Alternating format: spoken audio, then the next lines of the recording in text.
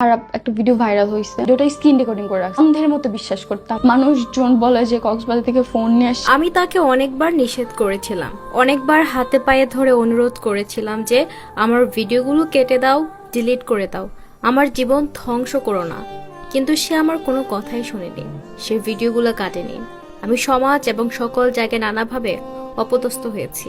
মানুষ আমার বাসায় এসে আমার মায়ের কাছে রিপোর্ট দিত, আমার মা মাথা নত করে থাকতো, কিন্তু আমি কিছুই বলতে পারতাম না। এভাবেই টিকটকার রিধি একজন আর্জের পডকাস্ট শোতে এসে কথাগুলো বলছিলেন। রিধি আরো বলেন, আমি যখন স্কুলে যেতাম তখন আশেপাশের সবাই নানা ধরনের খারাপ কথা বলতো আমাকে নিয়ে।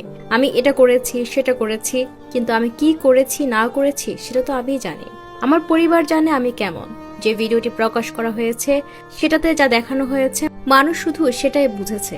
এভাবেই বলছিলেন কক্সবাজারের ভাইরাল রিধি। সামাজিক যোগাযোগ মাধ্যমে অন্যের বয়ফ্রেন্ডের সাথে কক্সবাজার কাণ্ড এবং ঘটনার সম্পূর্ণ বিস্তারিত তিনি তুলে ধরেছেন। তিনি একজন আর্জের পডকাস্টে এসে পুরো ঘটনায় খুলে বলেন।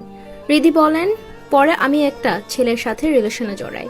সে আমাকে টিকটকে মেসেজ দেয়, জিজ্ঞেস করে আপনার বাসা কি সাভারে। এরপর আস্তে আস্তে তার সাথে কথা বলা, আলাপ আলোচনা হতে শুরু হয়।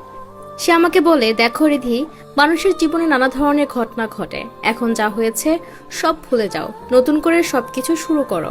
সে আসলে আমাকে বিপদের সময় বন্ধুত্বের হাত বাড়িয়ে দিয়ে সাপোর্ট করার চেষ্টা করেছিল।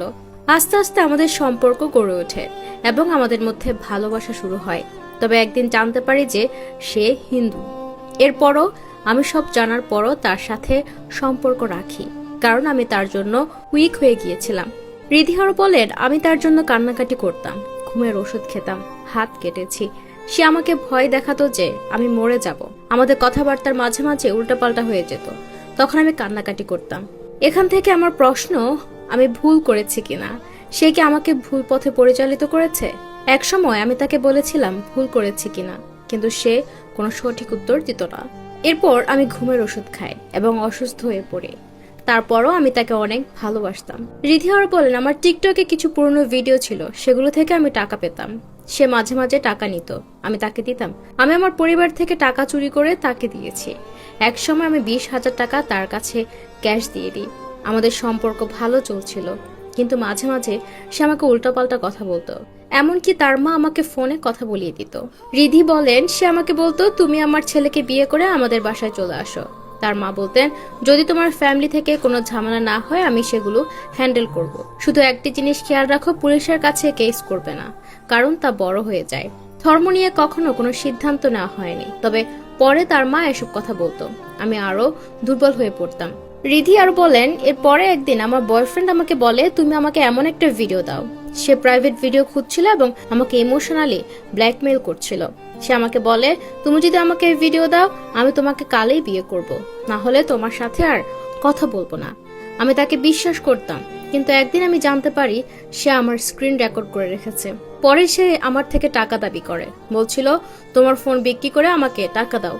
আমি ফোন বিক্রি করে তাকে টাকা দিই। কিছুদিন পরে সে আমার সাথে ঝগড়া করে এবং একদিন ব্লেড দিয়ে আমার হাত কেটে দেয়। রিধি বলেন, এছাড়া সে আমাকে মানসিকভাবে পাগল করে দিয়েছিল। আমার স্কুল পরীক্ষা সব বন্ধ করে দিয়েছিল। আমাকে ঘর থেকে বের হতে দিত না, আমাকে শপিং করতে দিত না। এমনকি একদিন সে আমার মাকে গিয়ে উল্টোপাল্টা কথা বলছিল। সে বলতো, আপনার মেয়ে ভালো না, সে এসব করেছে। রিধি যুক্ত করেন, এভাবে মানুষের দৃষ্টিতে আমি অপমানিত হচ্ছিলাম। সমাজের চোখে আমার আর কিছুই ছিল না। আমি ভুল করেছি, কিন্তু সমাজ, মানুষ ও সেই ছেলেটি সবাই আমার জীবনটা নষ্ট করে দিয়েছে। এখন আমি যে প্রশ্ন করতে চাই, রিধির ভুল ছিল নাকি মানুষের ভুল ছিল, নাকি সমাজের ভুল ছিল? আপনারা কি মনে করেন কমেন্ট বক্সে জানিয়ে দিন। আর আপডেট পেতে আমাদের ফেসবুক পেজটি ফলো করে সাথে থাকুন। ধন্যবাদ।